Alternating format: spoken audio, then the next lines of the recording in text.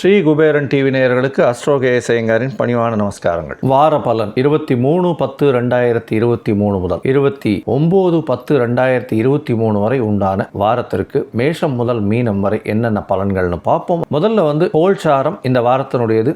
காலபுருஷ தத்துவத்தின் முதல் ராசியான மேஷ ராசியில் குரு பகவானும், சிம்ம ராசியில் சுக்கிர பகவானும், கன்னி ராசியில் கேது, துலா ராசியில் செவ்வாய், புதன் மற்றும் சூரியன், மகர ராசியில சனி பகவான் வக்ர நிவர்த்தியாரர் 23ஆம் தேதி அன்னைக்கு. அதுவே பெரிய விசேஷம். இதை தவிர ராகு பகவான் மீனத்தில் இருக்கார். சந்திர பகவான் பார்த்தேன்னா இந்த வாரம் ஸ்ரவண நட்சத்திரத்தில் ஆரம்பிக்கிறார். இந்த வாரம் அவர் பரணி நட்சத்திரம் வரலும் போறார். இந்த வார கடைசியில் 29ஆம் தேதி ராத்திரி வரலும். ஸ்ரவண நட்சத்திரம்ன்றது மகர ராசியில வருது, பரணி நட்சத்திரம்ன்றது மேஷ ராசியில வருது. 4 ராசிகள் தான்றார். அதாவது மகரம், கும்பம், மீனம், மேஷம் 4 ராசிகள் போறார். சரி, இந்த வாரத்தில் வரக்கூடிய விசேஷ நாட்கள் என்னென்ன அப்படின்றத பார்ப்போம். 23ஆம் தேதி சரஸ்வதி பூஜை, ஆயுத பூஜைன்னு சொல்லுவா. 24ஆம் தேதி விஜயதசமி, 25ஆம் தேதி ஏகாதசி, 26ஆம் தேதி பார்த்தேடையானால் சிவபெருமானுக்கு ஏற்ற பிரதோஷ கால விரதம் 26ஆம் தேதி. ஏன்னா சாயந்தரத்தில் தான் பிரதோஷ காலம் வரும்பொழுது தான் பிரதோஷ விரதம் இருக்க முடியும். 28ஆம் தேதி பௌர்ணமி வருது. பௌர்ணமி அப்போ அஸ்வினி நட்சத்திரத்தில்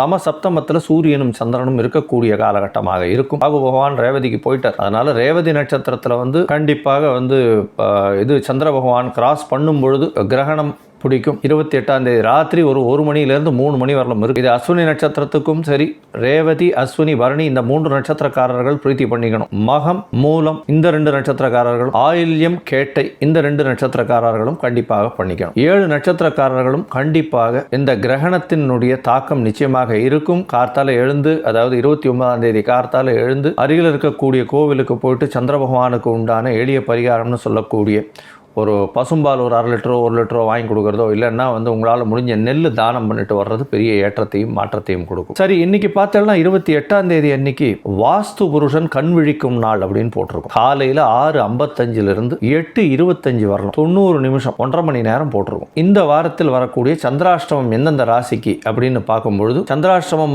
மிதுனம், கடகம், சிம்மம், கன்னி இந்த 4 ராசிக்காரர்களுக்கும் சந்திராஷ்டமம். அதனால வெளியூர் வெளிமாநிலம் போறதை தவிர்க்கிறது நல்லது. தேவையில்லை யாருக்கும் ஜாமீன் கையெழுத்து போடாதீங்க. புதிதாக எந்த ஒரு முயற்சியும் வேண்டாம். இருக்கிறத வச்சுன்னு கண்டிப்பாக போங்க. நல்ல ஒரு ஏற்றமும் மாற்றமும் வரும். ஒருவேளை நீங்கள் சந்திர பகவானுக்கு, அதாவது பண்ண வேண்டிய கட்டாயத்தில் இருந்தால் சந்திர பகவானுக்கு உண்டான பிரீத்தி அப்படின்னு சொல்லக்கூடிய எளிய பரிகாரங்கள்னு சொல்லக்கூடிய அகத்திக்கீரை மாட்டு தொழுவத்துக்கு பக்கத்தில் இருக்கக்கூடிய கோசாலைக்கு வாங்கி கொடுத்துட்டு பசுமாட்டை கொடுத்தேன்னா அந்த சந்திராஷ்டமத்தின் தாக்கம் குறையும். இப்போ மேஷம் முதல் மீனம் வரை இந்த வாரம் எப்படி இருக்குன்னு பார்க்கலாம். மிதுனம், மிருகசீரிஷம், திருவாதிரை, புனர்பூசம் இந்த 3 நட்சத்திரம் 9 பாதங்களை கொண்ட ராசி. ராசியின் அதிபதினு சொல்லக்கூடியவர் புத பகவான் ராசிக்கு 5ஆம் இடத்துல இருக்கார். திருமணத்திற்கு பார்த்து கொண்டிருப்பவர்களாம் இப்போ திருமணம் கண்டிப்பாக ஆகியே தீரணும்.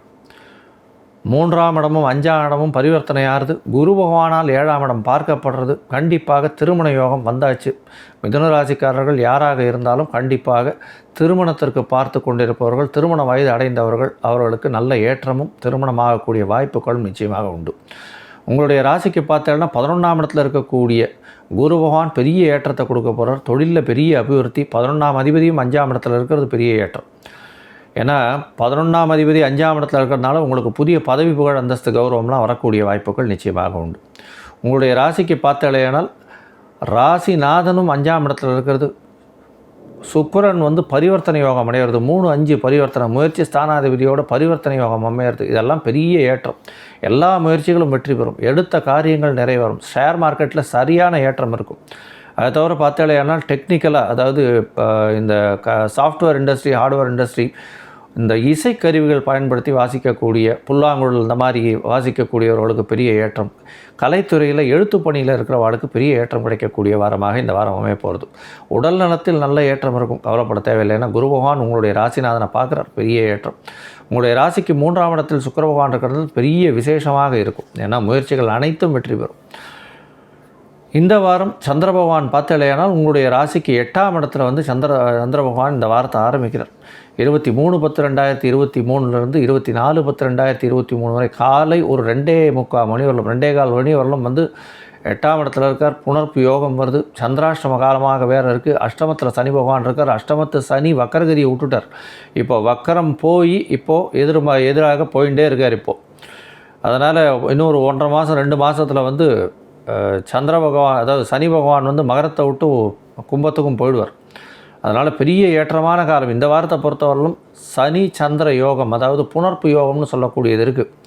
இதன் மூலியமாக என்னென்னா, மெதுவாக செல்லக்கூடிய கிரகமான சனி பகவானும், அதிவேகமாக செல்லக்கூடிய சந்திர பகவானும், சனி பகவான் மெதுவாக செல்லக்கூடியவர் சனி பகவானும், அதிவேகமாக செல்லக்கூடியவர் அதாவது சந்திர பகவானும் 2 பேரும் சேர்ந்துருக்கு. அதாவது சனி பகவானும் சந்திர பகவானும் சேர்ந்து இருக்கிறதுனால ஒரு ப்ராப்பர் டெசிஷன் எடுக்க முடியாது. அதனால் சந்திராஷ்டம காலம்ன்றதுனால பொறுமையாக இருக்கிறது ரொம்பவும் நல்லது. சந்திர பகவானுக்கு உண்டான எளிய பரிகாரங்கள் பண்ணுறதும் நல்லது. உங்களுடைய ராசிக்கு 9ஆம் இடத்துல சந்திர பகவான் போகிறார். குடும்பாதிபதி அங்கே போய் உட்காரும்போது சுக்கிரனால் பார்க்கப்படுறதுனால குடும்பத்தில் நல்ல ஒரு ஏற்றம் கிடைக்கும். 10ஆம் இடத்துல தொழிலில் பெரிய ஏற்றம் கிடைக்கக்கூடிய காலகட்டமாக இருக்கும். திடீர் பணவரவு வரும். தொழிலில் பெரிய அபிவிருத்தி இருக்கும். ஏன்னா சுக்கிர பகவான் வந்து சந்திர பகவானை பார்க்குறார். அதாவது 9ஆம் இடத்துல இருக்கும் பொழுது தந்தையின் உடல்நிலையில் நல்ல ஒரு ஏற்றம் கிடைக்கும். வெளிநாடு போகக்கூடிய பாக்கியம் நிச்சயமாக உண்டு. படிப்பிற்கென்று வெளிநாடு போகக்கூடிய பாக்கியம் நிச்சயமாக உண்டு. உங்களுடைய ராசிக்கு 10ஆம் இடத்துல சந்திர பகவான் போகிறார்.